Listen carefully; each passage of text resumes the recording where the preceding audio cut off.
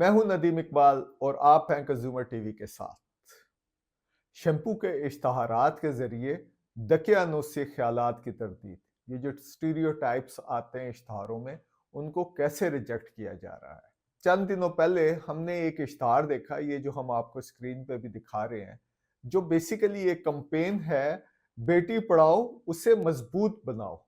और इस इश्तहार में मुख्तलिफ माओं के टेस्टिमोनियल आ रहे हैं कि वो कैसे वो भी कमा रही हैं और किस तरीके से वो अपनी बेटी की परवरिश खास तौर पे तालीम के लिए खर्च कर रही हैं और उसको मजबूत बना रही है और इस माशरे में, ताकि वो अपना रोल अदा कर सके। हमने इसके ऊपर थोड़ी सी रिसर्च की तो हमें पता चला कि ये बेसिकली लाइफ बॉय की कंपेन है, जो यूनिलीवर पाकिस्तान है उसकी ये कंपेन चल रही है। और ये कंपेन काफ़ी पुरानी है, अब से नहीं है, 2017 ऑनवर्ड से ये चल रही है। इसके डिफरेंट डायनामिक्स आते हैं और ये जो बेसिकली है, ये द सिटीजन फाउंडेशन एक एनजीओ है, उसके साथ मिल के ये चला रहे हैं। जो सिटीजन फाउंडेशन है वो ख्वातीन और बच्चियों की तालीम के ऊपर, खास तौर पे लड़कियों की तालीम के ऊपर इसका फोकस है, क्योंकि जो स्टेटिस्टिक्स है पाकिस्तान के, वो शो करते हैं कि हर दूसरी लड़की स्कूल से बाहर है। यानी 50% जो लड़कियां हैं वो स्कूल से बाहर हैं। सिर्फ 50% जो आबादी है लड़कियों की, वो स्कूल तक उनकी एक्सेस होती है। क्वालिटी होती है या नहीं होती, वो डिफरेंट है। सो इन्होंने कोलैबोरेट किया, यूनिलीवर ने और सिटीजन फाउंडेशन ने आपस में कोलैबोरेट किया। और ये कोई हर साल कोई 5,000 से लेके 10,000 तक जो लड़कियां हैं उनको ये तालीम मुहैया करते हैं, ये जो इसी कंपेन में। ज्यादा हमारे पास फाइनेंशियल फिगर्स तो नहीं आई, इसके लिए हमें फर्दर इन्वेस्टिगेट करना, लेकिन ये कॉन्सेप्ट ये है क्या है कि आप इश्तहार के जरिए तो प्रोडक्ट्स बेचते हैं, लेकिन आप तो इश्तहारों के जरिए तालीम दे रहे हैं। तो हमें ये जब रिसर्च की, बैकवर्ड जाकर रिसर्च की, तो हमें पता चला कि ये तो एक इंक्लूसिव एडवर्टीजमेंट का एक टूल जो है उसको यूज किया जा रहा है। इंक्लूसिव एडवर्टीजमेंट किसको कहेंगे? उन इश्तारों को कहते हैं जिसमें हर एक को शामिल किया जाए, उसमें कोई फर्क ना रखा जाए, ना रिलीजन मजहब की बेसिस के ऊपर, ना जात की बेसिस के ऊपर, ना जेंडर मर्द है या औरत है या ट्रांसजेंडर है, किसी बेसिस के ऊपर कोई डिस्क्रिमिनेशन नहीं रखनी चाहिए। और तमाम को इस जो कंपेन है इसके जरिए टारगेट किया जाता है। तो हमने इसकी ज्यादा रिसर्च की तो हमें पता चला कि यूएन विमेन, जो बेसिकली दुनिया में जेंडर इक्विटी के ऊपर काम करती है, कि मर्द और औरत और बाकी तमाम जो कम्युनिटीज हैं उन तमाम के इक्वल होना चाहिए।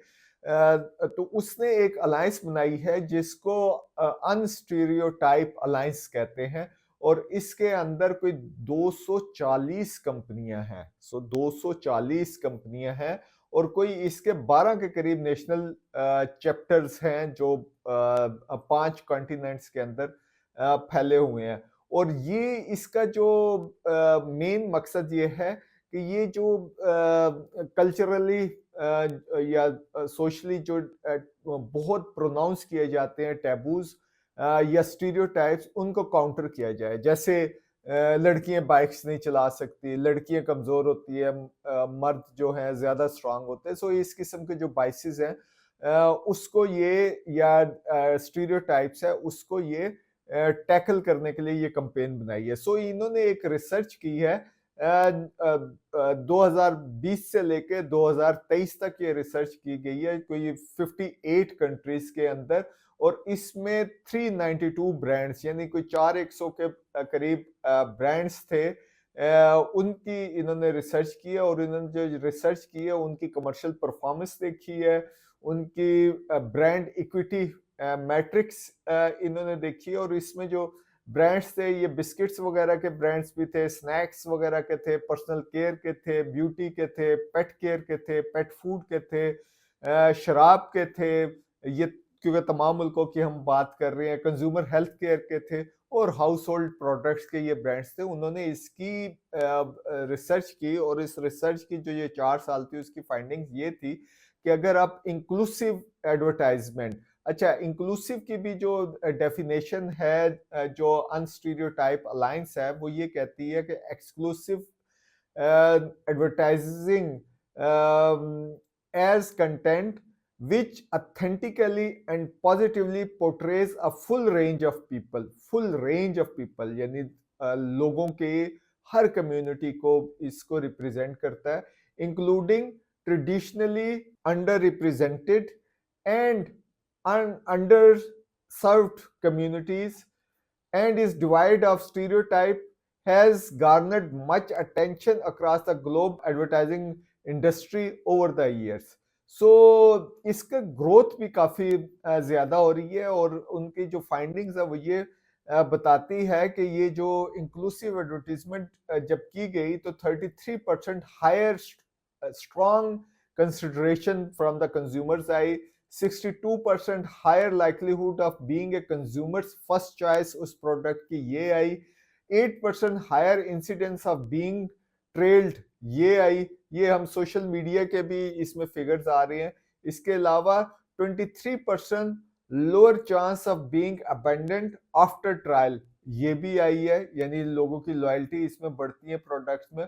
और 54% higher pricing power, 15% higher loyalty इसके अंदर आ रही है। सो ये काफी फैक्टर्स इसमें पॉजिटिव आ रही हैं। आपने पीछे दिनों देखा होगा पाकिस्तान में भी ये जनरल इंप्रेशन था गोरा होना जो है ये खूबसूरती का मेयार है, उससे ये हट गए हैं, उसको रीपोजिशन किया गया कंपेन को, अब गोरा होना खूबसूरती का मेयार नहीं रहा। सो ये जो स्टीरियोटाइप है इसको खत्म किया गया है। जहां पे इसने कुछ सक्सेस स्टोरी या केस स्टोरीज है जहां पे इस कंपेन ने काफी अच्छा परफॉर्म किया है। उसमें एक फादर टू फादर की एक कंपेन की गई थी, जिसमें अक्सर हमारे हाउस होल्ड में भी ये होता है कि फादरली फिगर जो है वो बड़ी अथॉरिटेटिव फिगर होता है, और वो फैमिली के जो मुख्तलिफ अफेयर्स होते हैं या मामलात होते हैं उसके अंदर वो इन्वॉल्व नहीं होता। सो इन्होंने एक कंपेन की थी जिसमें ग्रैंड सन्स को भी इन्वॉल्व किया और सबको किया। फादर को प्रोजेक्ट उस कंपेन में ऐसा किया गया कि he is the loving man, care givers है, रूटीन के मोमेंट्स जो होते हैं उसके अंदर वो बहुत ज्यादा वो इन्वॉल्व होता है। सो फादर का जो एक फादरली फिगर, अथॉरिटेटिव फिगर है, उसको चेंज करके इन्होंने कंपैशनेट, फैमिली के लिए कंपैशनेट फिगर के तौर पे इसको प्रोजेक्ट किया।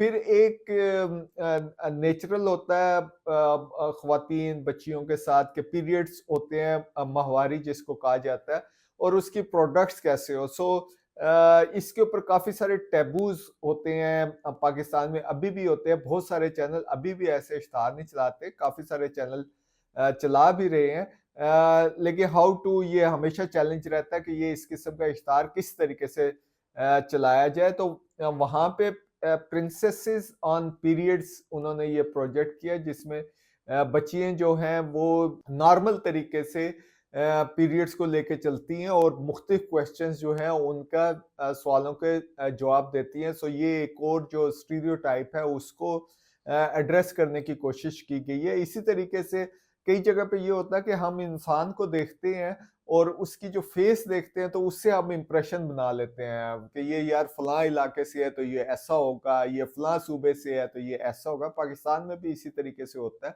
सो उन्होंने एक इश्तार चलाया जिसमें चॉकलेट को यूज किया गया, और उसमें उन्होंने प्रोजेक्ट किया गया कि ये बहुत मेहमान नवाज है, जनरस है। सो इस किस्म की जो पॉजिटिविटी है इंसानों के अंदर, वो इसको लेके आए। यानी फर्स्ट इंप्रेशन के ऊपर नहीं जाना, जब आप उस इंसान के साथ डील करते हैं तो you should go by that thing. ये जो इंक्लूसिव एडवर्टाइजिंग का पूरा कॉन्सेप्ट है, ये आप पाकिस्तान के अंदर भी इश्तहारों में देखना शुरू कर रहे हैं। एक इश्तहार कुछ अर्सा पहले गुजरा था कि वो कोई होने वाली दुल्हन जिनकी शादी होने वाली थी, वो कोई और दूल्हा ये अपने ससुर के साथ जाते हैं, तो वहां पे जो फ्रिज खरीदने की बात होती है तो वो लड़का ये कहता है कि आप क्यों खरीदेंगे, मैं खुद खरीद दूंगा ये।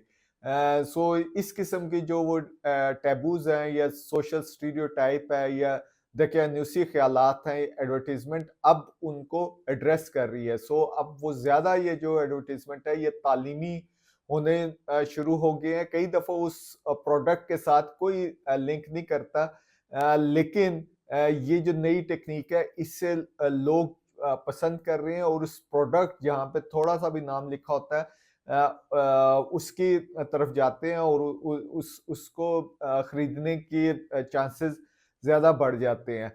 इससे पहले इसको कॉज़ रिलेटेड मार्केटिंग भी कहा जाता था, जिसमें किसी जो कॉज़ होता था उसके साथ आइडेंटिफ़ाई करते थे और फिर ये कहते थे कि ये अगर प्रोडक्ट बिकेगी तो इसके इतने परसेंटेज हम इस कॉज़ के लिए दे देंगे। ये काफ़ी चलती रही है। अब ये जो इंक्लूसिव एडवर्टाइज़िंग है, ये एक नया फिनोमेना है जो आ रहा है और ये पाकिस्तानी मार्केट को भी काफ़ी तेज़ी से हिट कर रहा है। ये काफ़ी अच्छी बात है, पॉज़िटिव खबर है। देखते रहिए कंज़्यूमर टीवी।